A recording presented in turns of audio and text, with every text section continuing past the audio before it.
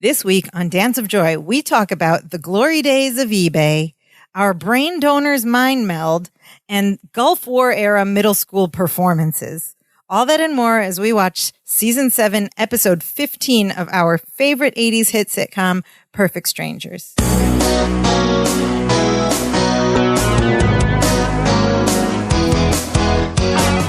Hello and welcome to Dance of Joy, a Perfect Strangers rewatch podcast. My name is Sophia. I'm one of your hosts, and joining me is your other host, who's also my brother. What's up, Imran? Hello, I'm here. What's up, listener? How's it going? I made it. I was bidding on some items on eBay. Oh, eBay. What were you buying? Remember eBay? I wasn't buying anything. I just wanted to remember the early days of eBay. That's what this episode reminded me of. Fun fact, I've never bought anything. You never bid on anything on eBay? I've looked at stuff, but I've never engaged in any way with eBay. It's a great place to buy I bought this laptop, old refurbished for cheap from eBay. But the early days, this is before Amazon. It was really exciting. You could get whatever you wanted. People are selling all sorts of things. And then the thrill of bidding and waiting and watching the clock tick down. And you're like, am I going to win it? Am I going to win it? And I was like, man, people do this in person? This is crazy. I could barely take this. I have looked for like articles of clothing that I like from a certain shop, but the shop doesn't make it anymore. But you want that exact that old piece in a different size or a different color. Somebody's selling it on eBay. People have it on eBay. It's also a great place for collectors. Like you can find some good comic book finds. But I don't feel like people don't really use eBay because they have a lot of buy it now buttons. There's just shops where you just pay whatever. Where you just buy. Amazon has everything, but eBay for like weird, unique things, niche things. You can still bid on things. So long live eBay. Okay, speaking of bidding. And people still do auctioning in IRL, apparently. Have you ever done one? No, but I've wanted to go to like an estate auction because you can also find great things for real cheap. Yeah, and in fact, we're going to an estate auction in this week's episode of Perfect Strangers, Season 7, Episode 15, entitled Going Once, Going Twice. Oh, you're ready for a new job. Sold!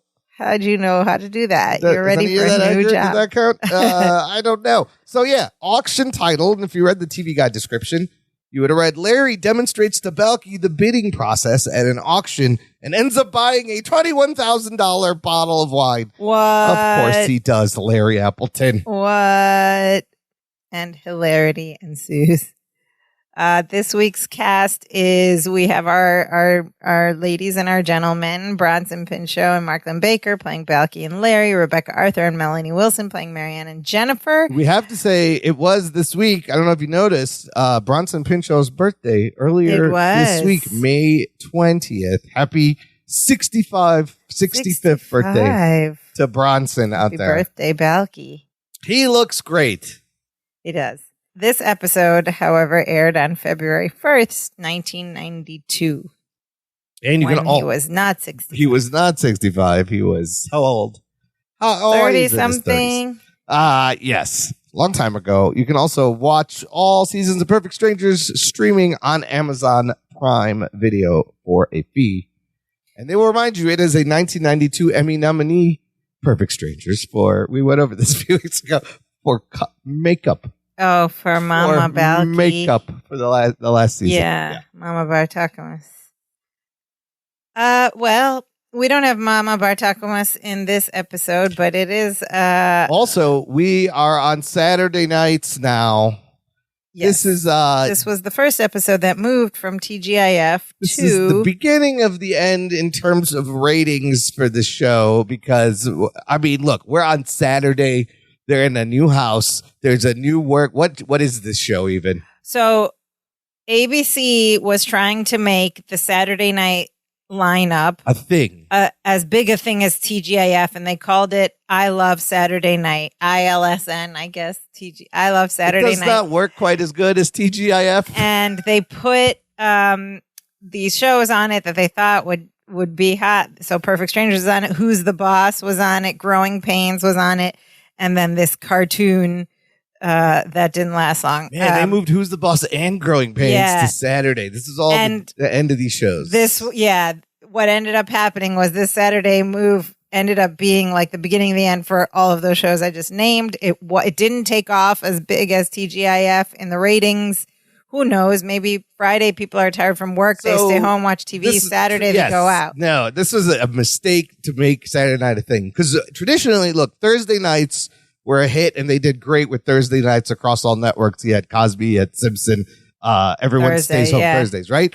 For them to make TGIF a thing was kind of huge. They nailed Friday nights, which also was a night where you didn't really want to put anything new. People are going out. But they managed to get this in the pop culture zeitgeist. On Friday night. And they got people to stay. Now, you try to do this Saturday, you're pushing it, bro. You're making people stay home pushing it. all No, they week. got to go out one of these weekends, and it's Saturday night, which is why they always would just play a movie or it would be sports, because nobody's staying home Saturday night. You're not going to get people, even if you move their favorite show in the last season when it's all declining. That's not going to help. So this whole experiment was not done. But anyway, so that's just to note that we are sort of the beginning of the downfall here. Weaning stages of the Perfect Strangers phenomenon.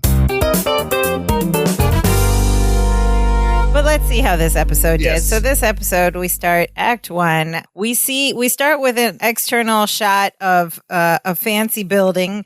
And on the building, there's a label that says it just says the auction house. It's on like the screen. Yeah. That's like inscribed in the building. Yeah, the auction and then on house. a marquee, it says on the entrance, estate auction. Estate auction. This so is a building just called the auction house. Some random generic auction house. And then we cut inside, and it looks like a early 90s version of what like a fancy hoity-toity. It's all gaudy hoity-toity is the country exact club word. Slash, mansion house would look like, fringes. Lots of vases and paintings and dishes, and there's chairs set up and chandeliers. Like this got to be the set of those fancy restaurants from past seasons, right? It's got the same green on the wall. Correct. So then we go to the entrance and we see Balky and Larry enter, and they're dressed nicely. Larry's in a regular like jacket and tie. Balky's in like some Meposian nice outfit. I thought this fringes and stuff. This was crazy. We're just starting at the auction in like a whole new There's location. no setup. Yeah, no setup. We find out we're the at setup an auction. Yeah, through the actions. But we're just diving right into the auction. But when they walk in, I have a problem with this intro or whatever. Maybe there's the whole a bunch episode. of things that But happen. when they walk in, they walk into this entryway, and on either side of like the arch where they're entering from is like these like narrow column pedestals. Tall pedestals, right? Tall, like 5 feet tall. and these almost. big like sort of Ming style vases, vases, ceramic on each side on these pedestals. Yeah. And immediately we see Balky get excited and like a little it's kid. like high up, like by his head, and he tilts it down to look inside, like on his tippy toes, like a little baby. Yeah. And he's like screaming inside of it to hear his voice echo. But I was like, okay. It's season 7, and suddenly Balky has like regressed to this fresh off the boat childlike innocence. He's like acting like a he's 7-year-old not that for the way whole anymore. We beginning know of this that he's episode. more sophisticated. That he's and like surely he knows not to touch vases in a fancy place in an auction. Touch anything? No, he and doesn't. so this whole entry thing, they keep doing more and more things that like paint him to be this like this like goofy, I just got here, don't know anything 7 immigrant. years. But again, we are at the beginning of the downfall, and I noticed this is like when I started to notice from here to the rest, they really, actually I noticed it a while ago, I think I mentioned it, but they play with Balky's character for the benefit of each story. In some episodes, he's very, very American and seasoned and wizened, and then the next episode, he's like a bumbling idiot immigrant again. Yeah.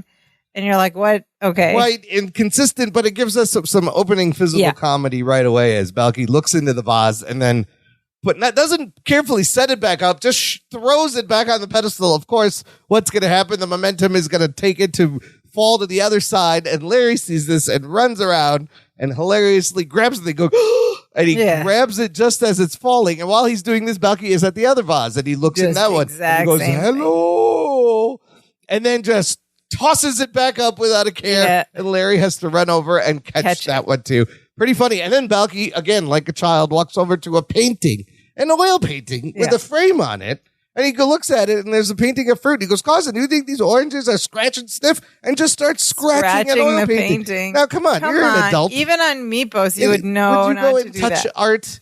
You have paintings, and he starts scratching it and smelling it. And Larry's like, Balky, will you stop it? Stop it. Stop it. Stop it. And he brings him over, and he smacks him. And he's like, you begged me to come along, and I said, okay, you can come as long as you know the rules, but what are the rules? And Balky goes, don't touch anything, don't say anything, don't do anything. Those are the rules. Those are the rules. And then Balky's like, okay, and then he looks up, he's at this chandelier, it's and like he's a wall sconce. Yeah. Look, cousin, wind chimes. And he like runs his hands through the crystals that are hanging what are there. you doing, Balky? And he's like, Larry again is like, stop it. He pulls him away. And then they approach this table, and it's got all this like jewelry and stuff on it. And Balky's like, look at all this stuff on the table. They're going to have to move it if they want to do an auction. And he starts to touch something, and Larry slaps his hand. He's like, no. And he explains to him, these are things that are going to be auctioned. And here comes the setup. He says, all the worldly goods of the late Howell Thurston waiting to be sold. So I got that reference right away. That's I did pretty too. Funny, of course. You and I watched a lot of Gilligan's Island reruns, and of course, The Millionaire, who was stranded on that island. And his wife was Thurston Howell the Third. And they just what was reversed his wife's name? Lovey? I don't know. Lovey He just goes, Howell. Lovey. Yeah, Lovey. Thurston. They just called her Lovey. Lovey Howell? I don't know. So that was great. That's a good little Howell funny. Thurston. That's a funny little Easter egg.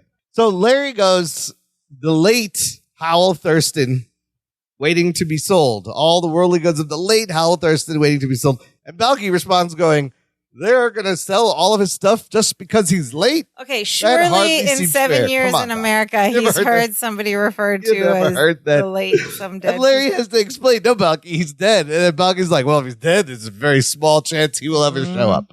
I was like, Balky doesn't know anything anymore, apparently, in this episode. And then he sees this, like, a bronze, like Greek goddess statue, and he tells Larry, he's like, the problem with bronze is you have to polish it a lot. And he's like, see right there? And he spits on the statue, on the thigh, on the lady's thigh, and starts rubbing it up. And Larry just pulls him away. And he goes, don't spit on her thigh. Don't spit on her thigh. And then Balky starts to protest and explain, at which point Larry takes, Balky is wearing this like rope cord with tassels as a belt. Yeah. So he takes like the extra length part of it from his waist and ties it around his hands like handcuffs. Binding Balky's hand so he doesn't touch And Balky anything. goes, cousin, not again.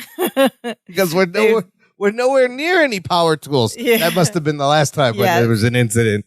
So, okay, actually, here's the real premise. Larry tells Balky that Mr. Thurston was a very rich man, and he died, and he didn't have any relatives, so they're auctioning off all his stuff. And Mr. Wainwright thought that it would make a very interesting story. So I thought he was on the investigative reporting team. No, he does whatever Wainwright tells him do. So he's there reporting on it. Although every time we see him reporting, we never see him with like a notebook. Yeah, I don't know. Are you going to take notes ever? Yeah, Larry? I don't know. Just He remember just all remembers this? it Like all. the waitress that like remembers you're not going to write this down? You sure? Okay. So he ties Balky's hands together in front of him. And then Balky's like, oh, we have auctions on Meepos, actually. They do. He goes, we call them Toja Miki Tomdikari Visi Versi Gari. And then Larry, without missing a beat, just goes, Toja Miki Tomdikari Vicky Versi Gari? Just says it perfectly. And you got to do Gari. How do you spell that? How do you spell But Meeposian probably has a different alphabet. It's like a symbol. That. Yeah. And Balky's like, yes, it means one man's socks are another man's mittens. That's great. But if you look through this, like the words are toe jam. Yeah. So, I don't know. Vice versa is like vice versa, like switching things. Oh. I don't know what Tom Dikari would be. And Tojamiki. Yeah. Toe jam because it's socks. One man's socks are another. Maybe man's. it's not a straight translation. I'm getting into the linguistics of this Meeposian. Larry just goes, fascinating. So then they're walking to the front, and there's like a bottle of wine sitting at the very front of this auction room. And Bucky's like, cousin, look. He's like, they have refreshments. We better get ours now. He's like, it doesn't look like there's enough to go around. And he picks up the bottle and puts it in his mouth because he's going to take the corkscrew out of this wine bottle with his mouth, which is hilarious. And Larry's like, no, stop it. These are not refreshments. They're going to sell this wine.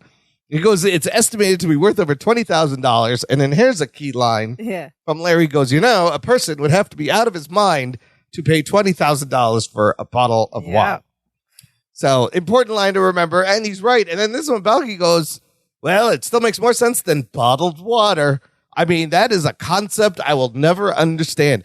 And I feel like in 92, it must have been the start of the there was a lot of those water discussions. Because if you, I kind of think back to when they first introduced bottled water and people were just making fun of it. Yeah. Everybody scoffed. You're like, why am I going to pay for water? And look at the water industry now. What is it, like a $10 billion industry?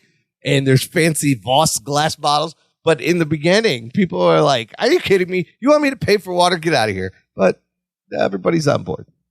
I got bottled water right here at the show. In D.C., there's a water bar that sells, you can look it up, the menus online. Is it next to the oxygen bar? Gold leaf water that's like hundreds, thousands of dollars, like fancy alcohol or something. To drink it? Yeah, I don't know who goes there. It's got to be a friend. I don't know who goes there. Rich people water. Wait, crazy. Hold on.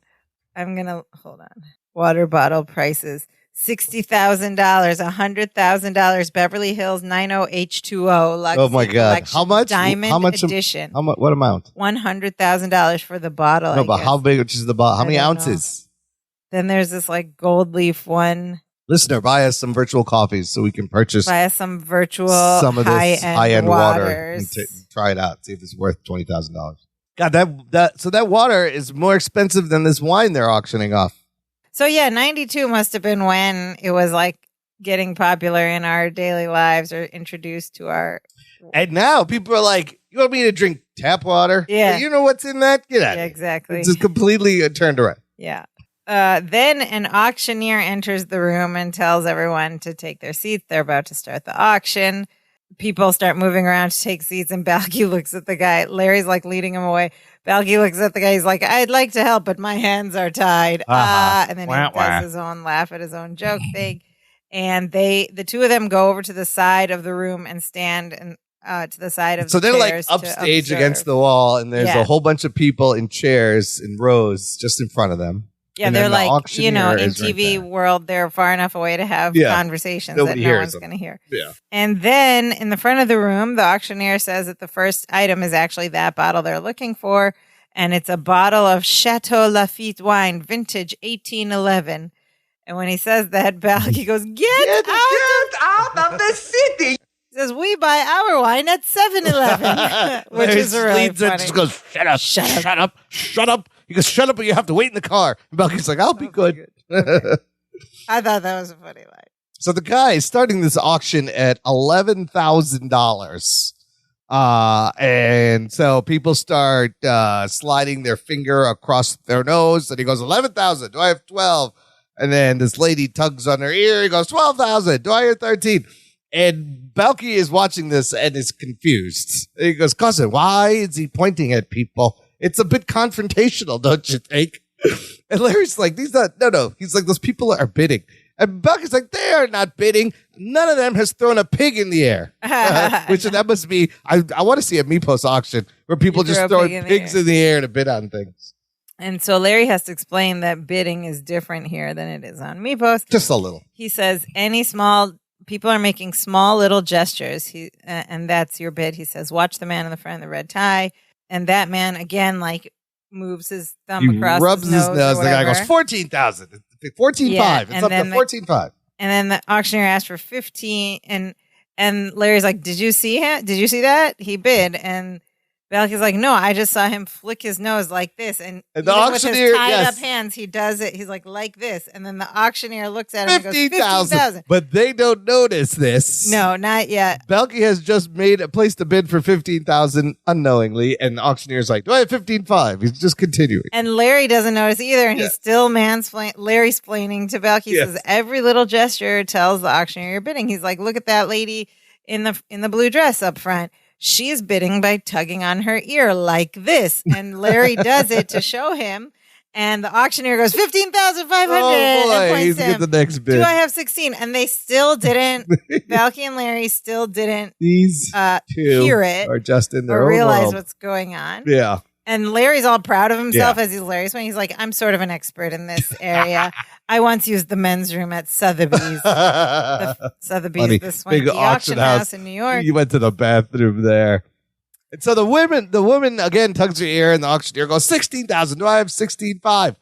And Larry continues to explain this to Belky. He goes, Belky, there are as many ways to bid as there are people in this room, being Mr. Know-It-all. He's like, you could rub your chin. And Belky goes, you mean like this? And the auctioneer goes, 16,500. Do I have 17? Larry goes, or you could scratch your head. And he scratches his head. 17,000. Do I have 18? And then Belky goes, or you could make a pig nose. And he does the thing where, how do you describe a pig nose? You put your fingers in your nose and pull them up. Yeah, in your from nostrils underneath. And pull them up. And then the auctioneer goes, 18,000. Do I have 19? And then they realize what's happening. You see Larry get all buggy-eyed, and he grabs Belky's hands to like stop him from motioning again. He's like, Belky, don't. And the auctioneer's like, 19. Anyone? 19. And a woman bids. Woo! They got saved. Somebody bid on 19. He goes, do I have 20? And Larry's like, oh, he's like, that was close. And Belky's like, why can't I move? Larry explains, well, when you did that pig nose thing, the auctioneer thought you were bidding. And Balky goes, oh, come on, give me a line of credit. Instead of give me some credit or give me, yeah. And Balky's like, he thought I was bidding because I did this, and he makes the pig nose again. And of course, the auctioneer goes, 20,000. Do I have 21,000? And Larry's like, don't do that. He holds Belky's hands out. He goes, don't do that. And then he tries to undo it. He raises his hand to the auctioneer. And he goes, excuse me. And the auctioneer goes, 21,000. And he's like, ah. Going once, going twice. There's the title of the episode. And sold for 21,000 to the man in the blue tie, which of course is our Larry Appleton. He looks down and he realizes it's him. And he goes, oh my Lord. Oh, he just bought a bottle of wine for $21,000. Dope. Now, the man who's playing this auctioneer is a British actor. Of course, you can't have an auction without a British guy. And you can't have a rich person without a British accent. I guess. Yeah. British actor called Donald Burton. And he had been a regular actor on British television. On a bunch of shows. I could tell you the titles, but I don't know any of them. But he was in some American TV and a movie with Bruce Willis called Hudson Hawk. He did some stuff on Murder, She Wrote. Okay, so what has happened? They have now bought at auction a bottle of wine for $21,000. Do these two even have $21,000? Like, how much do you have to pay to walk out with that bottle? You have to prove that you have this money? I don't know, yeah. Show me your bank account. So anyway, somehow they let him leave with the bottle. They paid something, and we cut to back at their house, and we're looking at the entryway, and the front door opens, and Balky comes in alone. He's like, cousin, just don't move. Hold on a second. And he runs to the couch and he like starts throwing all the couch cushions like in a path on the floor from the door. And then why is this a good idea? Why? I don't know. And he's like, hold on. And he's like throwing these pillows. He's like, walk on the pillows. He's made a path of pillows.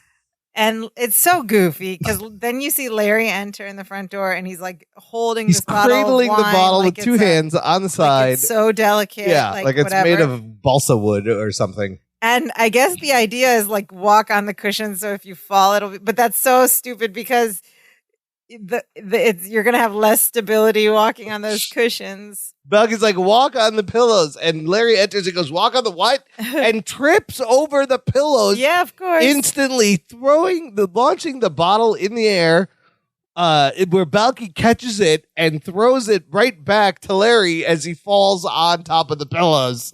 And very Larry quick catches succession, it. and Larry catches it. There's some great timing coming up here. Timing, physical comedy. I wonder how much They don't practice drop that. it. Yes. But the audience is loving it. Yeah. They're like throughout this whole scene. So now they're both on the ground on these pillows. And Larry's like, Balky, be more careful. And then we learn about their trip to Balky says, their me trip be home. more careful. I'm the one you made sit on the hood of the car waving off oncoming traffic. That's how concerned they were He had him about sitting this on the bottle. hood. And Larry's like, I had to protect the wine. And Balky's like, you could have slowed down when I fell off. But Balky fell off at some point and he just kept going. Oh my God. And Larry's like, just jump back on. It's fine. Come on. Larry's like, all right, let's just like, they just want like to make sure this bottle is safe. Like, let's find a safe place to keep it. So he puts it on the coffee table and Balky says, cousin, on Meepos, you know, what we do is, and Larry cuts him off. He's like, Balky, I usually don't care what you do on Meepos, and today I care even less. How rude. And Balky says, actually, I was just going to say that on Meepos, we store the bottles on their side so the cork doesn't dry out. And Larry's like, oh, well, we do that too.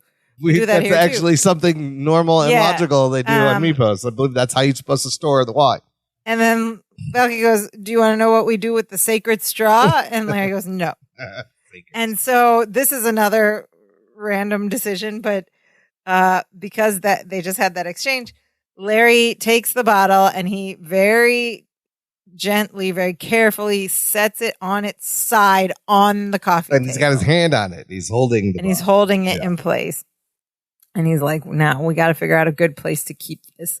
And they both turn around to walk behind the couch. And when Larry lets go of the bottle, it starts to slowly roll across the whole length of the coffee table to the other side. And they're like right behind the couch when they see that it's rolling, and they scream in panic and they run around. They continue running to the other side of the couch. Larry runs around and dives at the foot of the coffee table as Balky throws a pillow at the exact moment the bottle falls off, and Larry catches it on the pillow, and the crowd is like screaming, hooting and hollering. Yeah. They're like, ah! Because it's that whole, like, the timing was impeccable. Perfect. And I love how the table is purposely slant. Like, it's You like could really see it, slant. yeah, Like, it's never that slant. Yeah.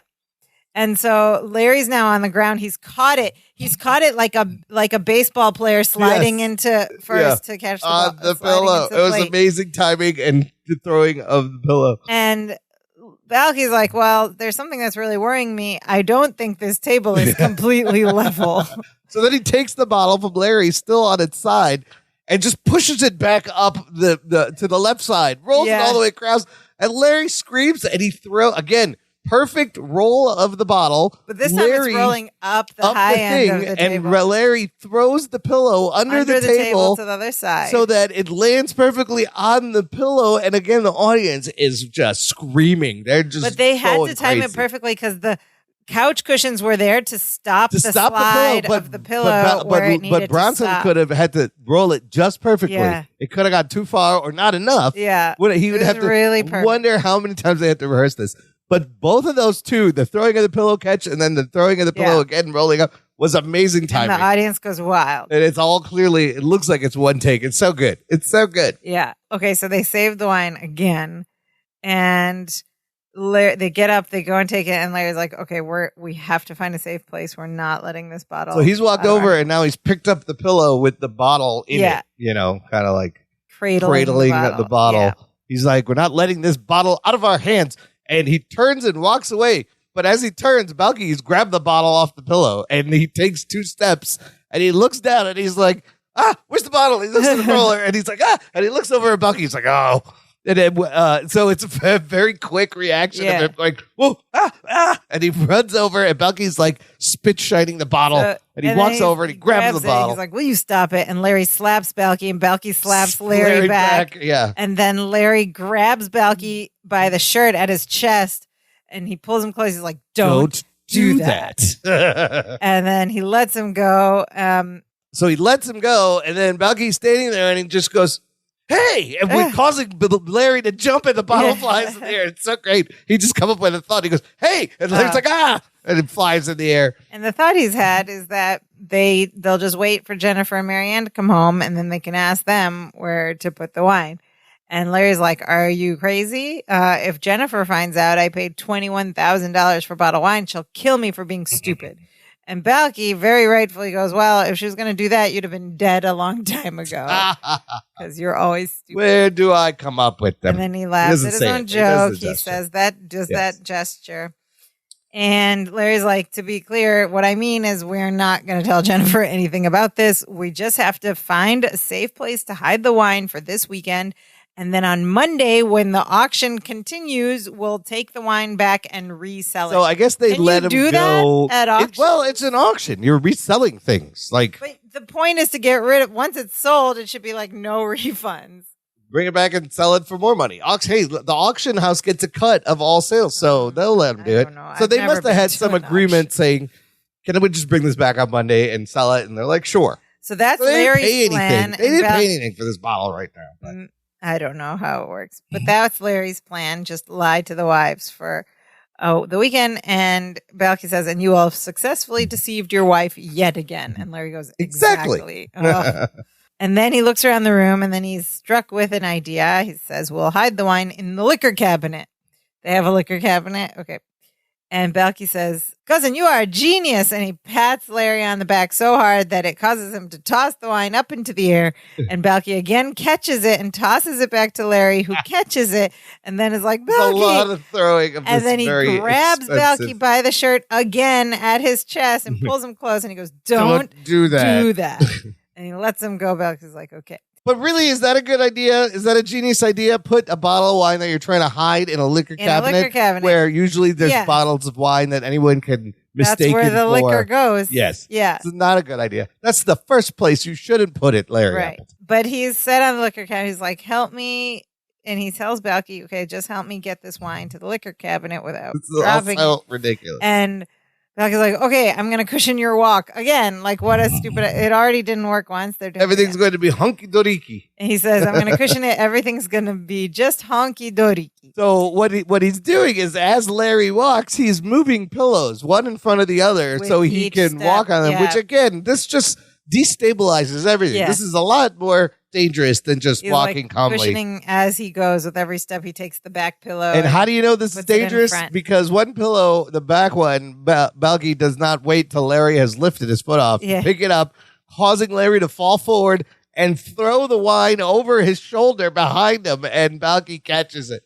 They are throwing around this expensive bottle, and then Balky's about to throw it back, and Larry's like, no, wait. He goes, I'll move the pillows. You walk carefully.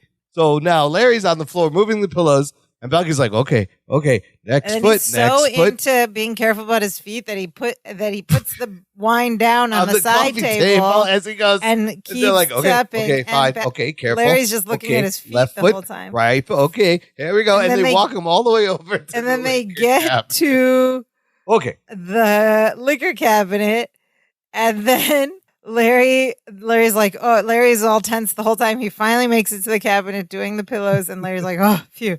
And then he looks at Balky and he goes in a very Jerry Lewis type voice, goes, where's the wine? It's great. It's such a whiny scream. It's such a great line. And Balky goes back to the end table by the couch, and he's like, it's right here. He runs over to the table and throws it at him. Yeah, and then tosses it back to Larry, and Larry's all stressed. Larry catches it, and then when Balky comes close to him again, he grabs his shirt at the chest again and pulls him in. And this time together, both of them go, "Don't do that." They both say it. And then Larry gives Balky the wine to hold while he opens the liquor cabinet. And he goes, "No one ever goes in the liquor cabinet." That's why he wants to hide it there, because I guess they're not big drinkers there. And if it's empty, I guess, but that makes it even more obvious. It doesn't make sense. Yeah. And so as he's talking, we see Balky put the bottle back on the end table again, and Larry opens up the liquor cabinet. He pulls out one bottle. He says, "The only thing in here is an old bottle of creme de menthe that my brother Billy gave us for a wedding present." And he's like, this still steams me. No thought went into this gift. It's the same bottle I gave him for his birthday. It's an original thoughtless gift that was regifted thoughtlessly. Yes. So this just reminds us we've heard about Larry's brother Billy, and we know that there's a certain rivalry between the two of them. And so now we see that Larry's resentful of this. But Billy wedding came on the gift. show, right? We met brother Billy. Yeah, I thought they resolved and made up. No, they still don't get along. So he puts that bottle of the wedding gift back in, and he's like, Balky, give me the wine. And he looks at Balky, and he's like, where's the wine? I love when he says, where's the wine? And Balky goes back to the end table, grabs it, tosses it again to Larry. Bottle slow anymore. Who catches it. Larry panics again. Larry must be exhausted at this point. And again, rule of 3 is fun, but I think this is the 4th time already. Larry grabs Balky by the shirt at the chest, pulls him close, and they both again together say, don't do that. And he lets him go, and Balky's rubbing his chest, and he says, there's hair there, and Larry just immediately, without a beat, goes, not anymore. And the consensus is that was not in the script. This is all ad-libbed. He totally improvised that because we see Bronson Pinchot hear it and giggle a little. When Larry says not anymore, you see him crack for a second and but he smile. recovers so quickly. He gets back into character. Well, I feel like his hair thing was his ad-lib and Mark Lid-Baker ad-libbed on I think the whole thing was ad-libbed because so he was trying to get him and then he didn't think it. I think Mark Lid-Baker I think both those lines are ad-lib. Maybe even grabbing the hair under the shirt was also his little if he did that on purpose. Yeah, on purpose. Because the way Larry goes. The previous times too, he rubs it. You see him rubbing his chest a little, but he doesn't. Maybe he's thinking about it, and then he just pulls that line. And then the way, I think it was all Larry says it under his breath, not anymore. But you see Bronson smile. Laugh, it's so good. I think both those lines are ad-lib. Yeah, I think you're right about that. They put the wine in the cabinet. Larry locks and it's this huge liquor cabinet. It's like an armoire liquor cabinet with furniture, you could put lamps and stuff on top, and it locks. So he's got a key. And he takes the key out, and he's like, "Okay, we just have to hide the key." And he looks around the room, and he's like, "Oh, I got it." And he goes to the fireplace mantle, and there's this little vase vase. It's like a little bowl. And he drops it in the vase, and he goes, "It would take a psychic to find that key." Remember that line? Yes. And then here's another seemingly random statement from Balky about where he goes, it would take a psychic to find that key. And Balky's like, yes, well, when he gets here, maybe he can tell us who's going to be chosen queen of this year's Meepos Fertilizer Festival. And Larry's like, Meepos Fertilizer Festival? Because yes, it's next week. Mama runs the cow patty fling. And traditionally, the whole island then plays pin the fly on the donkey. I like the cow patty fling. They figured out how to use cow patties as discuses or frisbees. How far can you throw some cow patty? You gotta be creative with pin the fly on the dung heap. Of course, pin the tail on the donkey. Sounds like a fun festival. Okay, so they've hidden supposedly the wine in the liquor cabinet where wine never goes. Where you never think of finding wine. And then they've hidden the key in this vase on the mantelpiece. So they just have to keep it safe through the weekend. We cut to perhaps part of the weekend, and there's an external shot of the house, and it's meant to be a very rainy day, but the rain effect is very bad. It looks so realistic. Yeah. It's just superimposed blurry rain. And we cut to the kitchen. There's thunder and rumbling and lightning. A storm. Yeah. Yeah. Kind of like today, this morning, actually, here in Chicago. And then we cut to the kitchen, and Jennifer and Marianne enter wearing these shiny, they're actually kind of cool looking. One's pink, one's purple. These shiny plastic raincoats. Leather type raincoats, long ones with belts, and they've got shoulder pads, all this. They're kind of fashionable. But the funniest thing is they don't have hoods on these coats. They've got and the collars, raincoats are wet. And they're coming back. The raincoats are wet, but their hair is big and blown out and dry. Did they have hoods? Maybe they had. I don't think they have hoods on it. They don't look like maybe they had umbrellas. We don't know. Cliff Huxtable on that Thanksgiving episode. That is when he's good. like, I'm not going back out there. Yeah. They don't look rain drenched at all. They look dry. Anyway. Which is why would they overlook that? I don't know. But we have a funny line about that. Marianne says they're hanging up their rain jackets, and Marianne says that was a good idea you had about these raincoats. We should wear them every time it rains. And Jennifer's like, okay, that's what they're for. And, excellent writing on gender roles by the writers here in the early 90s because the girls are set to make the boys dinner. Jennifer says, their job. the boys will be home soon. We'd better get dinner started. You better have something on the table and get home. We'll be late. Come on. What are you doing? And we find out that Marianne is preparing beef burgundy dinner that night, and she hopes Balky likes it. And Jennifer says, you know what they say, the way to a man's heart is through his stomach. And Marianne says, I don't know about that. My uncle had a triple bypass, and they went right through his chest. And then Jennifer is being mean to Marianne. She goes, were you ever on a flight where they lost cabin pressure? Don't they do all their flights together? Yeah. And Marianne goes, oh, lots of times. Well, that explains a lot then, I guess. Yeah. So then they're unpacking these like grocery bags, which also are not wet, and they're like brown paper bags. And Marianne says, oh no, I forgot to get the wine. No, this was coming. We're going to have to go back out in the rain. Yeah. And Jennifer's like, wait a minute. We have something. Larry's brother, Billy, gave us something for our wedding. We might be able to use that. So they go to the living room and they go to the liquor cabinet, but it's locked. And Jennifer's like, that's funny. It's locked. I don't know where the key is. Yeah, you're right, Jennifer. That's hilarious. Well, she means like strange. She means funny, strange. And then Marianne stands there and just kind of looks off into the distance for a beat and instantly turns around, walks to the mantle and gets the key from the bowl and brings it back and gives it to her. And Jennifer's like, how did you know where it was? And Marianne's just like, I don't know. Sometimes these things just come to me. And she goes, I also know that someone named Magdala is going to be crowned queen of something called the Fertilizer Festival. Tying back all the psychic references. A goofy little joke, yeah. So Marianne's a psychic? I guess I wish we found out more about this in later episodes. That is interesting. That could have been a good episode. We need to test her ESPN skills. Oh my God, it was so random. She just knew I was like, how did she know exactly where the key is? So, of course, Jennifer takes the key, opens the liquor cabinet, and she's like, we're in luck. We have this bottle of wine. We don't have to go back out in the rain. She hands Marianne the bottle of wine. Marianne looks at it, and she goes, this wine is really old.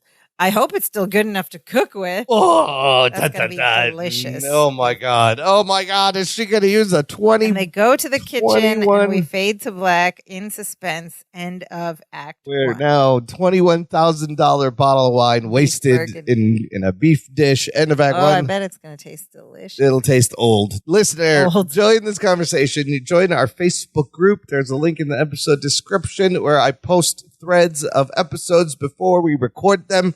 So you can watch along, leave your comments, questions, mention it on the show. Leads to fun discussion always. We love our listener comments, and you can meet other people who love Perfect Strangers and listen to this podcast. It's lots of fun. Okay, Act 2, we start at dinner that night, and we're in the kitchen. Everyone's sitting around eating. They've been served. And Larry and Belky are like, Belky says, this is the best food I've ever had without pig parts.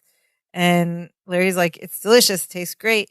And he goes, it tastes great. And Belky goes, less filling. They've used that which before. They've used that before, which we know it was I can't even remember, a beer slogan in that time. And so they're like, oh, this is really delicious. Larry's like, what's in it? And Marianne says, oh, it's just beef simmered in a red wine sauce. And Balky and Larry both hear red wine and they're like, oh. Jennifer's like, well, it was almost just simmered beef. We forgot to buy the wine. And then Larry and Balky laugh a little. And Marianne goes, but we looked around and found some. And then they both realize, and we see both of them like bug out in their eyes and they scream. They just start screaming. And they run. They literally get up and run to the living room like arms flailing, like, Kevin McAllister style in the air. They just realized what could have happened. It's so funny. Like, why would you run with your arms in the air like this? Like, And they leave. And then Marianne just looks at Jennifer and goes, you were right. Too much pepper. So then I do love at the beginning when they're both sitting there and just like, yeah. They just start yelling. And then we cut to the living room and Larry's trying to open the liquor cabinet. He forget without the key. He's just like tugging at the doors. And Balky's like, look, it's okay. The cabinet is still locked. So obviously they didn't get in there. And Larry's like, oh, okay. And he relaxes for a minute. And then Jennifer and Marianne walk in. And Jennifer's like, why did you lock the liquor cabinet anyway? The only thing in there is some creme de menthe and an old bottle of wine. And then Larry panics again. He's like, you found the wine? They found the wine. Oh, they found the wine. They both start yelling. Oh, yeah. Larry and Balky both scream together. God. They found the wine. Oh, God. God. And Larry's like freaking out. He's screechy. He's like, man, how could you cook with this bottle of wine from the liquor cabinet? He's scolding Marianne. And then Larry grabs Balky's shirt again. He's like, this is all your fault. How could you let me hide the wine in the liquor cabinet? That's what we were saying. Yes, blaming everyone but himself. And Balky says, excuse me, it was your idea to do that. And he grabs Larry and like lifts him literally off the floor. His feet go off the floor for a moment. He lifts him by the collar. He says, it was also your idea to put the key in the vase. And Larry's still blaming him. He doesn't even register any of this. He says, I never should have let you go to the auction to begin with.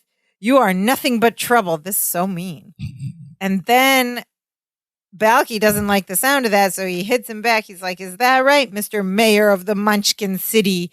And then he starts singing the Munchkin Land song from The Wizard of Oz, which we know Bronson Pinchot was a big fan of, but it's kind of random here. Wizard of Oz reference. So they're fighting, and this whole time, Jennifer has gone behind them, unlocked the liquor cabinet, and goes, guys, she didn't cook with the wine. She didn't cook with the wine. The bottle is still there. Oh, my God. And Balky, they're like, oh. And then they're like, oh, I'm so sorry. And Balky's like, well, I'm sorry about the Wizard of Oz. I didn't mean to be. And why didn't she cook with the wine? Because they couldn't find a corkscrew. So instead, they went next door and borrowed some wine from the Finleys. Oh, thank the Finleys. We've heard about before. The Finleys just saved your butt, Larry Appleton. I guess they already had an open bottle of wine and they poured some, gave to them or something. Nice little twist here, because we as the audience all thought that she had cooked with the wine, and then what are you going to do? So then Jennifer's all confused. She's like, what's going on? Why are you all acting crazy over this? Good question.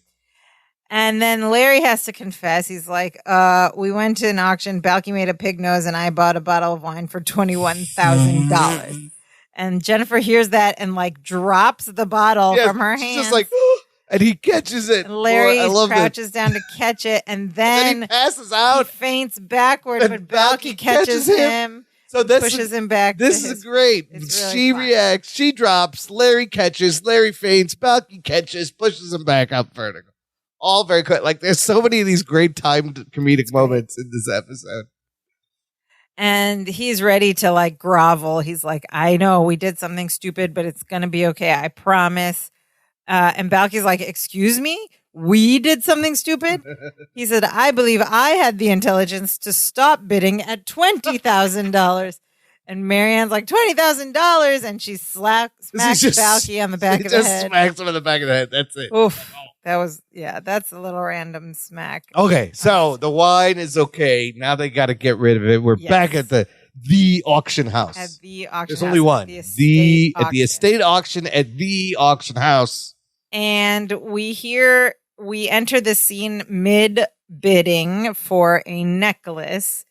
And we hear the auctioneer say, $40,000, going once, going twice, bangs the gavel, sold for $40,000.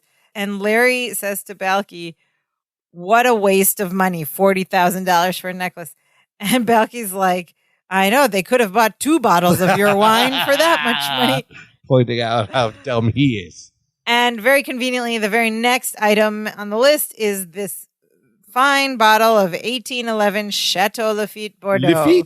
The very wine we've been tossing around all weekend. So they're opening the bid at $11,000, and Larry tells us, of course, they have got to get $21,000 for this bottle, or he is a dead man.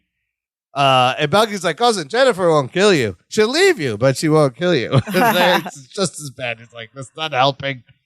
So we cut to, in the front row, there's this older gentleman, right? With a much younger... I mean, he is clearly older, gray hair, wrinkle, and the woman on his arm a much younger brunette. who Yes. in the script and everything and cast list is called attractive woman. Okay, the I was role like is called attractive woman. I'm Okay. surprised they didn't put gold digger as Yeah, the credit, or like like- gold digging woman, or or it's like just, sugar baby or it's- whatever. Well, look, it's this but thing. the yes. writers just called Clearly, her attractive elderly man and she's attractive with woman. him for. She's very the young. money. That's the implication. Yeah. Yes. She's got like her arm hooked in his arm. Everything. Yeah. They're sitting together, and So he starts rubbing his face and bidding on the wine. He like slides his fingers down his cheek Yeah. to bid, and the auctioneer's like, "All right, 11,000. Do I have 12?"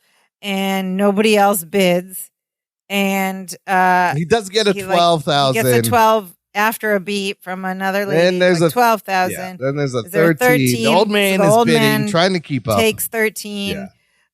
Is there a 14? And then there's a And now pause, it and kinda Larry's stalls out. panicking. We It- cut to Larry and Balky in that same Yeah. corner where they were before. It's stalling out. He's like, Balky, this isn't going well. I'm going to have to do something. So Larry oh boy. raises his hand and bids, This and he is a goes, risky move. 14,000. Yes. Is there 15? And Balky's confused. He's like, you already own the wine. Why are you bidding on the wine? And Larry explains there's only one other person bidding. I'm trying to get the price up to 21,000 this so risky I don't lose move- any money. Risky Makes move sense. to bid it enough up and then because you don't know if you're going to lose at any point, but you got to get it to a point. This is a very risky move, but they're in desperate situation here. The old man in the front bids again, 15,000. Do I hear 16? Larry bids again, 16,000. And then the old man immediately bids again, 17.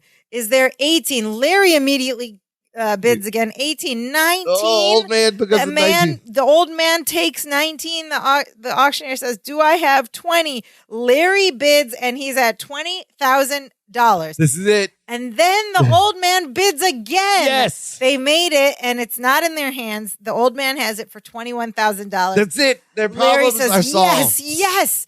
The auctioneer says, do I hear 22?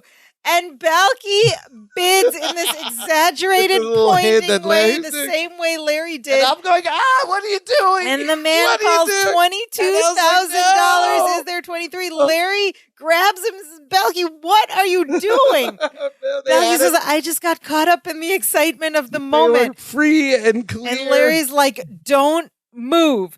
And once again, he raises his hand to say, excuse me, to the auctioneer. And the auctioneer says, 23. Oh, no, they just I made have 2 bids on it 23. themselves.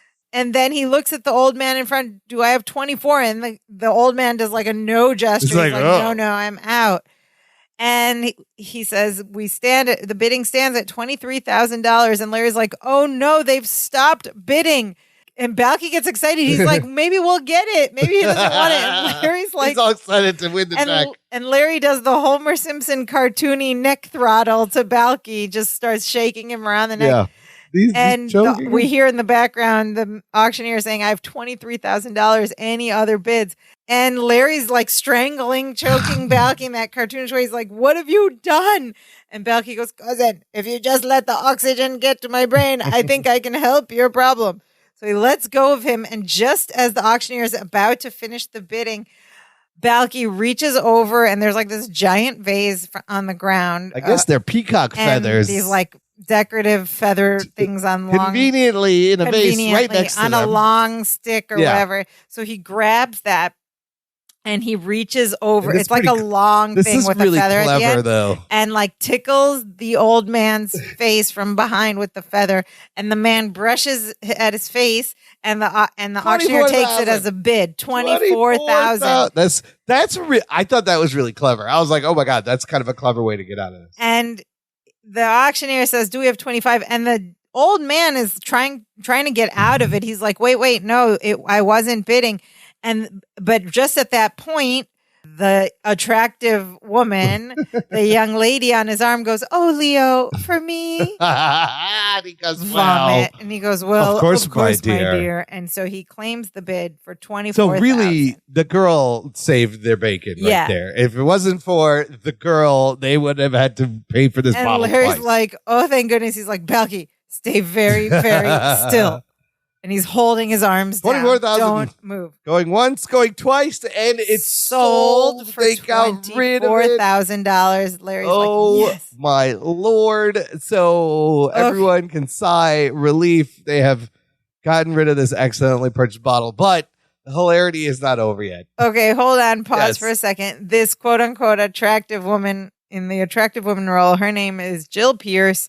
She, her other credits include Twin Peaks, Growing Pains, Married with Children, Northern Exposure, Herman's Head. Remember Herman's Head? Yeah, great show. Blossom, Major Dad, Empty Nest, Baywatch, Wings, and Beverly Hills 90210. I've seen every single one of those shows. Yeah. So she's been around. I guess if you're an attractive woman in Hollywood, you can be an attractive woman on many shows. And the old man, the sugar daddy, if you will, is a man named Preston Hansen.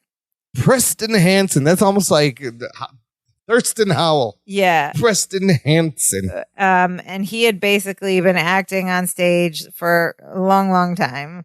And then made a lot of TV appearances. Dragnet, Gunsmoke, Highway Patrol, Sea Hunt, Gomer Pyle, all this stuff. Voyage to the Bottom of the Sea, My Three Sons, Hill Street Blues, The A-Team, Dallas, Dynasty, Beauty and the Beast, and LA Law. Okay, so they have been saved. The old man claimed it at $24,000. And we hear the auctioneer start the next item, which is a 17th century snuff box. Off to the side, Balky's saying to Larry, "Can I move now?" And Larry's like, "Yeah." And then the bidding opens at $32,000, and Balky takes, this is kind of funny, that very same feather on a long stick, and he just tickles different people in the audience. And so the bidding just goes 32,000, 34, 35, but they're all like swatting away this feather from their face. 36,000. And then Balky and Larry both bid on the thing several times. Oh yeah, because he's just shaking the feather in the air before Larry could grab him and drag it off. None of those bids are valid. You can't count any of those bids. That's all coerced bidding. And you do that as and get away they're with walking out the door, Balky tickles someone else, and we hear just causing chaos. 40 gets up to no, those aren't legit bids. You're gonna have to start this auction over.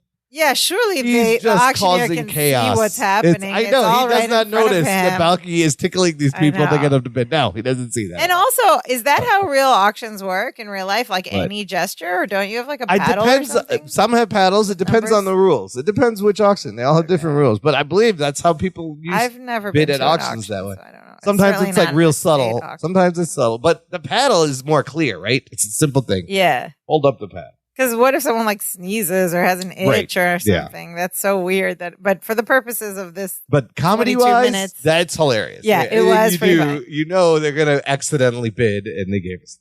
Okay, then so they leave, and we cut back to the house, and we see Jennifer and Marianne sitting on the couch, and Marianne is doing Jennifer's nails because, again, genius writers. This is what the ladies do when the activity when the men are leading the story. So they got to do their nails at some point. Very lady thing. We're going to do our nails. A little spa day there. You know, brilliant. So insightful. They could have been like working on science project or something. I don't know. I mean, they could have been doing anything. They could have been putting wallpaper. Yeah, they could have been vacuuming or cooking dinner or cleaning. Enough. So the gentlemen come home and the ladies ask, "How did it go?" And Larry is like very excited. He's like, "We sold the wine for $24,000." Just Larry enters, by the way. Just Larry. Yeah. And Marianne's like, "Oh, that means you made," and she goes, "Oh, but you only paid $21,000. That means you made," and then she stops and thinks, she goes, "A lot of money."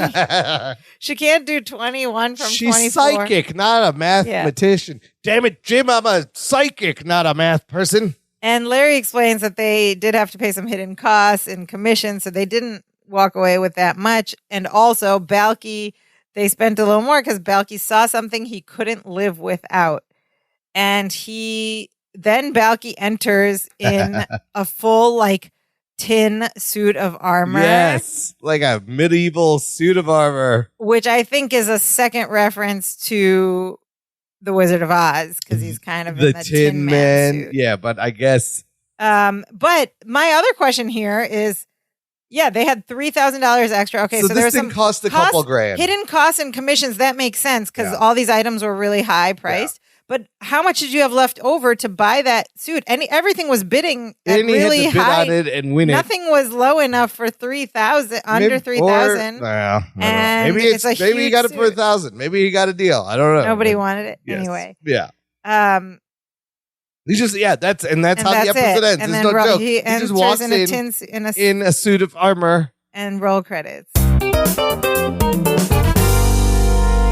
Roll credits, listener. Check out our TeePublic shop, danceofjoypod.com/shop if you want to get some merch, some swag, t-shirts, hoodies, tank tops, cell phone cases, coffee mugs, tote bags with the Dance of Joy logo on it. It is one of the many ways you can support this show. And if you buy something, send us a picture. We love to see our stuff out in the wild. Oh, yeah. I forgot to say also that when he enters the house at the end in that tin suit, he does this thing where he slaps his hand on his knee or straightens his knee. Yeah, he just like that's what the Tin Man does in Wizard of Oz.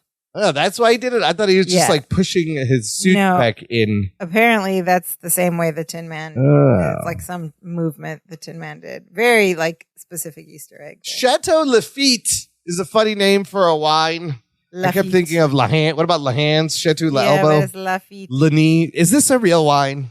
It is a real wine. It's Chateau Lafitte, Lafite. Lafitte. It is a real wine, and apparently, here's a fun fact: there was a bottle from 1787 of Chateau Lafitte that was owned by Thomas Jefferson. Speaking of Hamilton era.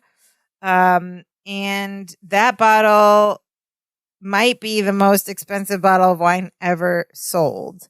I don't know how much it sold for, but I guess it was really expensive. $24,000. Chateau Lafitte Rothschild is apparently among the most prestigious wine producers in France. All about they the have feet. a website and everything. Not the hands, the feet.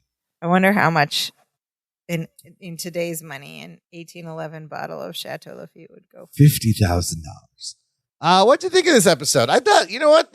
I love the physical comedy. I thought, again, the timing of the rolling of the bottle. The premises of the physical comedy made no sense. Like, why would you think walking on cushions would be a good idea? And just them bidding without knowing they're bidding is silly. I can forgive that because it's so funny. But all the tossing of the bottle and the Wizard of Oz references were fun. I feel like the bidding was good. Is a common auction. Oh yeah, TV it's trope. just the obvious joke to do, right? Other shows have done auctions where accidental bidding, and now you got to figure out what to do. Let's talk about the Gilligan's Island reference for a moment. I have a little story. The punchline's already given away, but I have a fond memory about Gilligan's Island because, well, fond, maybe traumatic, but we watched a lot of it, right? All those summers that we watched TV. And I don't know if you did this. You might not have done this or been through the same program, but at our school in like 5th or 6th grade or something, maybe 4th. Yeah. There was this event every year where all the students in that grade had to do it every year. And it was a big deal at the end. You had to prepare for a number of weeks. And at the end, there was a big performance, right, in the auditorium where like parents would come and you had to dress up. Was it a talent show? Science fair? It wasn't a talent show. It wasn't a science fair. It was an event called Song Poem. Oh, I never did Song this. Poem? No. Okay. The point of Song Poem, the assignment was you had to I remember this. Pick a song and recite it on stage in front of parents while you're dressed Not nice. sing it. Recite it as a Just poem. Speak it. Okay. What is the point of that being? I'm not sure. I don't know. Early exposure to humiliation. I would pick some inappropriate hip hop song. So here's the thing. It's funny that you say that because I remember. Listen. Little Sophia was, at this age, 4th or 5th grade, pretty sheltered. We didn't have a lot of music playing in our house at the time. I learned music from friends in high school and stuff. But we had immigrant parents. They weren't playing classic rock around the house or anything. A lot of Indian music. Contemporary. Yeah. And also I was just stressed and and here's the thing, all the songs had to be approved by teachers and then we worked on them for weeks before this performance. Yeah. And so when the assignment first hit, everybody's coming in every day with these classic rock songs with the Beatles, with Johnny Cash, whatever.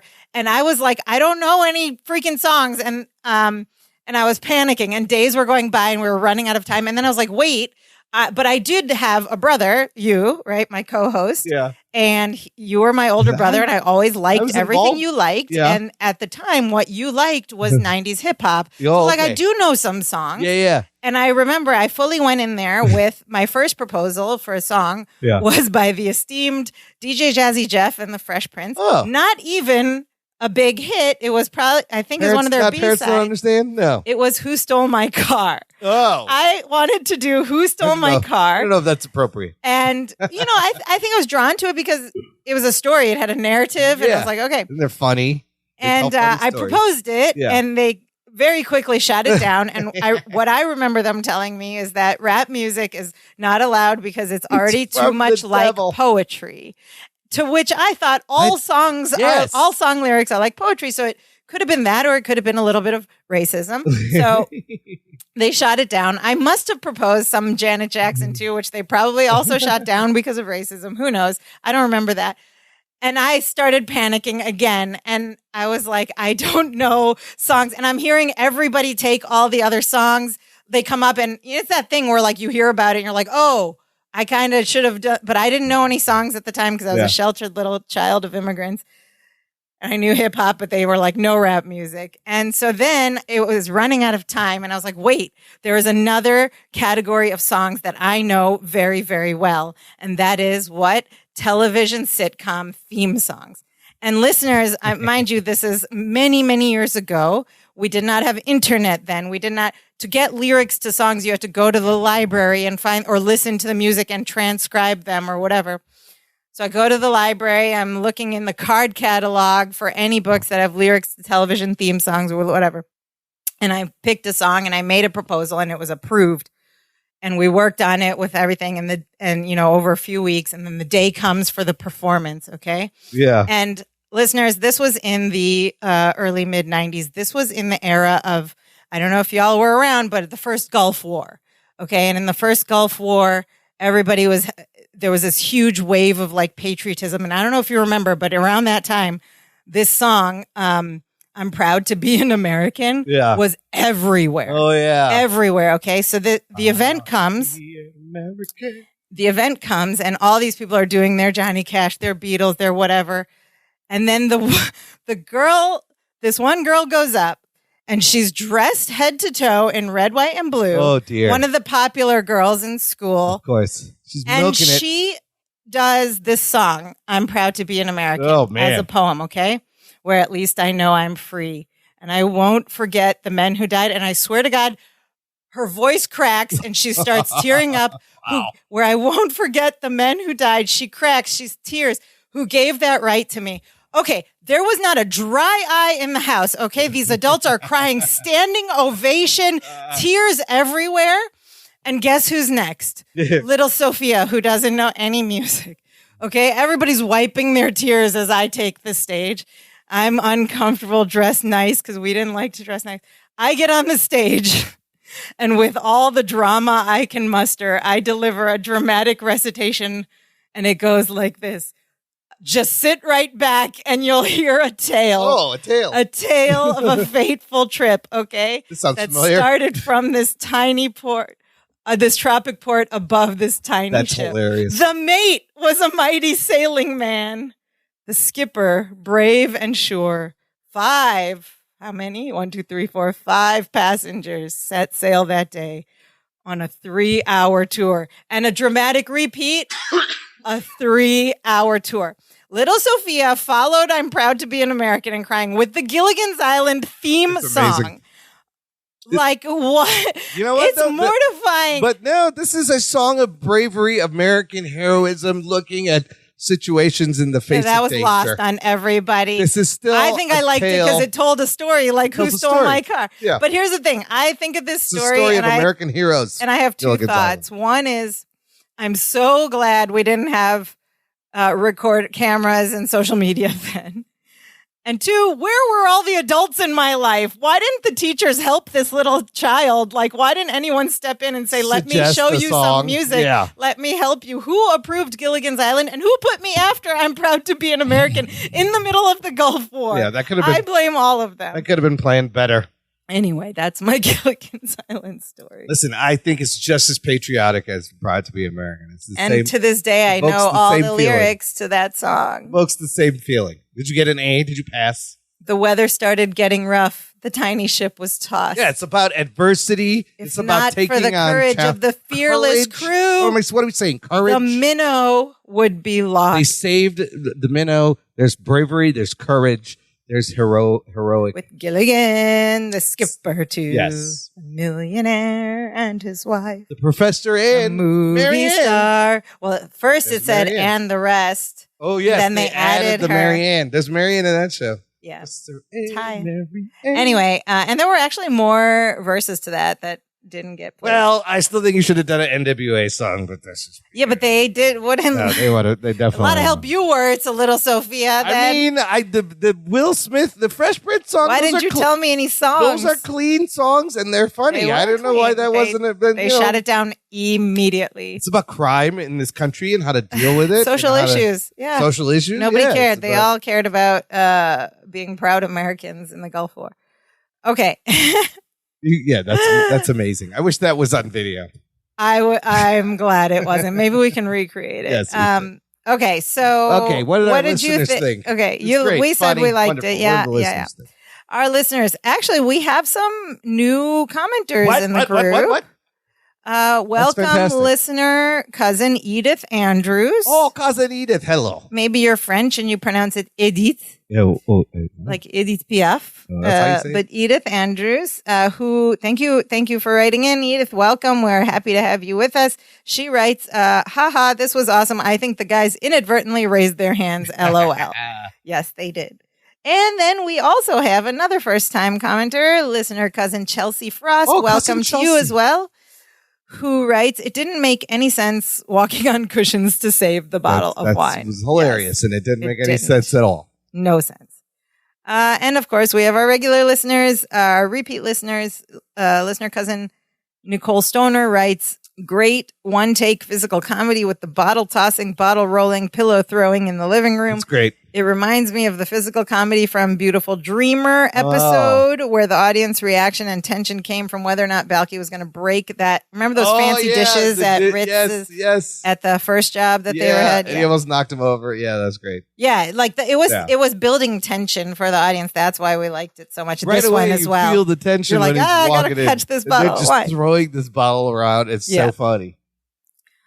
She also notes that the girl's hair wasn't wet after coming in from the rain. Yeah, maybe they had a plastic like shower cap. All right. They didn't. They Maybe they came took in. it off before they came in. Maybe they had umbrellas Maybe they as had well. umbrellas. I don't know.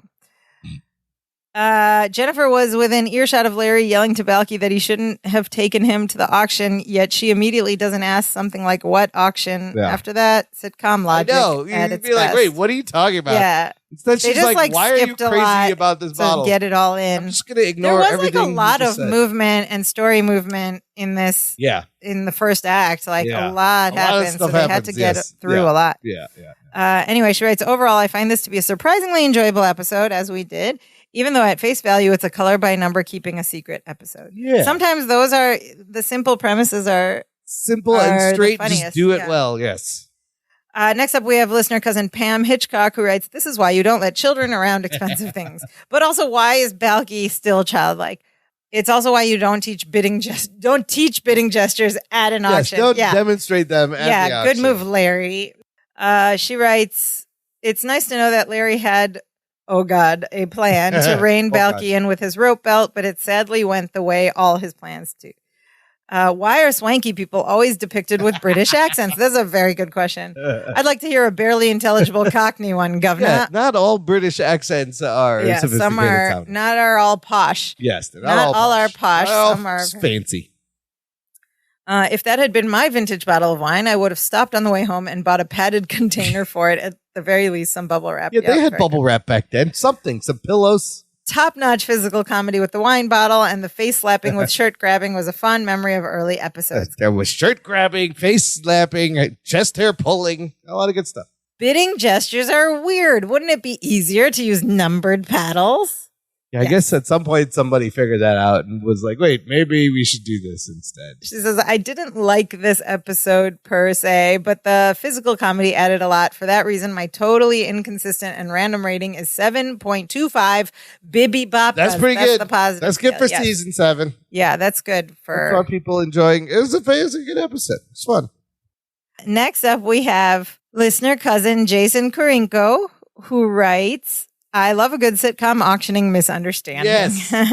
It's a well-worn trope. It is a well-worn trope, but it's like quicksand. It's something I've seen all the time on TV and I've never ever experienced in real life. Although it's more real than quicksand, I guess, but or more common than quicksand. But you know, it's like one of those things you think is like so common, and it's gonna be so common in your adult life. I'm gonna need to know this, and then when you're I an go to my adult, first and you're auction. like, I've never been to an auction. Okay.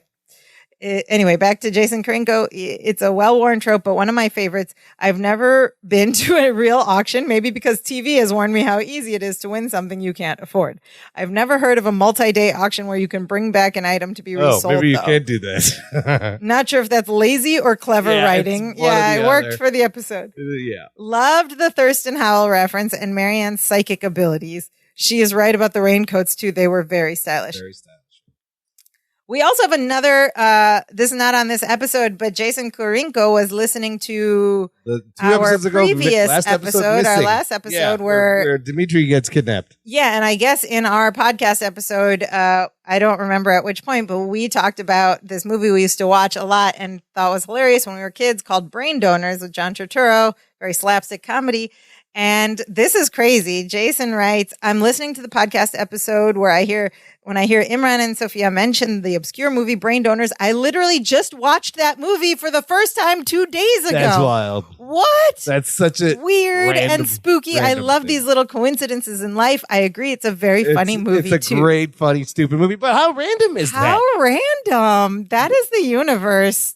I mean, this is not like Facebook algorithm serving you things because you talk about it. This is like, you watch this obscure movie. Nobody knows about this movie. I remember making one time. I had like a birthday party in like junior high or high school. Whenever that movie, we had it on VHS, and I made all my friends watch. I was like, "You guys gotta watch this movie. It's so funny." They like it, or they think it's stupid? I hope so. I'll ask them if some of my friends still might remember that party. I'll ask them. What are the odds he watches this random movie? That's so wild. It's not like we mentioned, Jason. That's so wild. It's not like we're talking about like a Monty Python movie or a big comedy.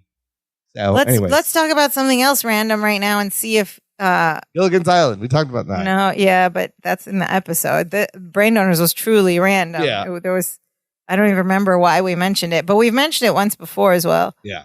Anyway, welcome to our the universe. mind meld is complete. The Javid universe. We have completed Mind Sync Phase 1 with our listeners. We're coming for each and every one.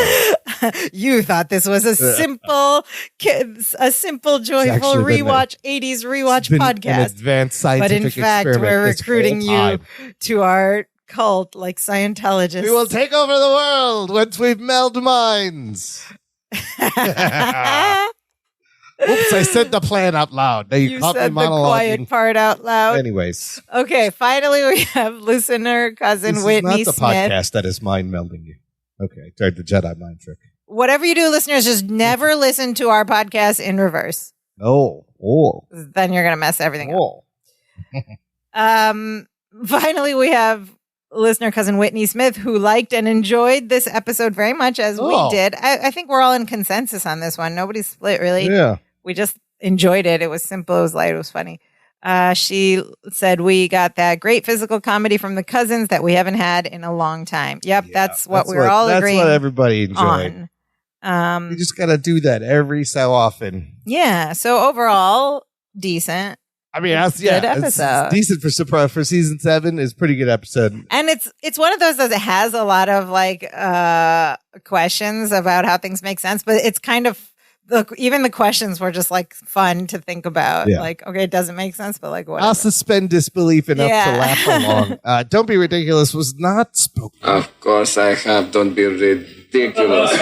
But you did see Dimitri's photo clearly on the mantle in the background behind them. And he's hiding the keys and stuff. Yes. Okay, let's talk about Perfect Strangers today, or PS Today, the segment of this podcast where we talk about could we remake this episode and would it hold up in the same way or what things would have to change?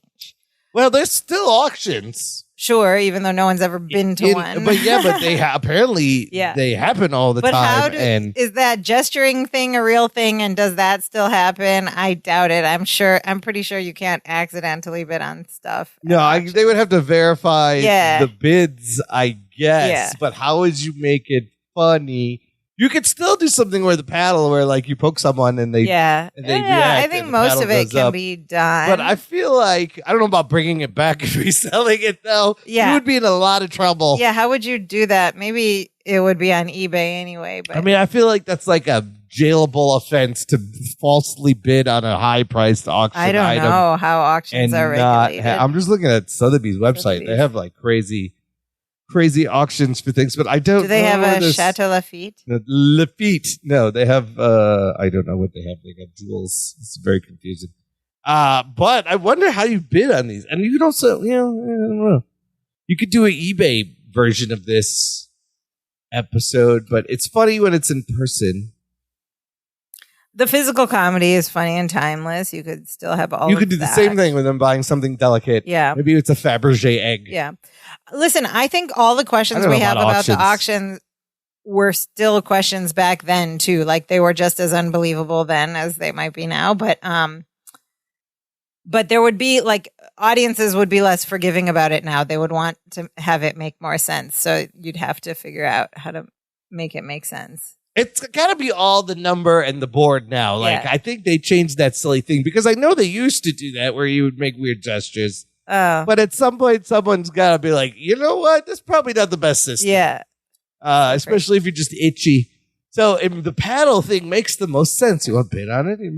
Yeah, I don't know. I don't know how to answer PS Today because like there's two big questions. Yeah. The method of bidding and like would you be able to go back to resell it? There's auctions for houses and like cars, police auctions, auctions where you can get crazy things. There's still, but yeah, I don't know. Does anybody ever been to an auction in real life? Auctions. Let us know. Silent. Let us know. But even a silent auction is different. You just write a thing on a piece of paper. Yeah. You don't know. Like that auction happens all the time. Yeah.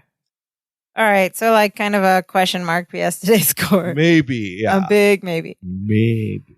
All right, well, that's it for this week. Join us next week when the cousins imagine the future offspring. Oof. And I believe they imagine themselves as their offspring. And I believe that this is where about the episode I stopped watching the remainder. Get ready for giant baby furniture. Yeah. Some ridiculous. I don't know. I saw the screenshot. We'll see. I was we'll see. God, we'll leave it. We'll save it for next week. In the meantime, another way to support the show listener is to buy us a virtual coffee. Visit our website, danceofjoypod.com. There's a buy us a coffee button. All support goes back into show maintenance, keeping the show moving, going, paying for hosting costs. We appreciate any support we can get as we make it through the final seasons. My God, of this show. We're so close. We're going to do it. We do appreciate any support. And that includes non-monetary support. And you can do that simply by coming to visit us on all the places we exist in the interwebs. First of which being our website, danceofjoypod.com. From there, please click all the buttons to go to where this podcast streams, all the different places. And please click a like, a subscribe, leave us a nice review, leave us a rating. All of that stuff helps us keep going.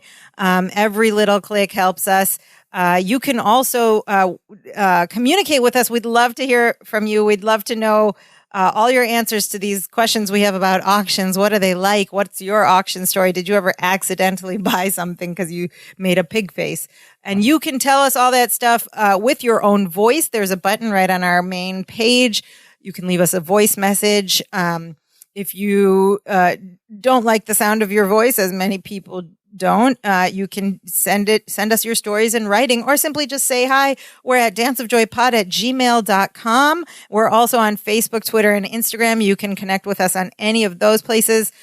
We would love to hear from you. But Imran, what is the most important thing our listeners should do?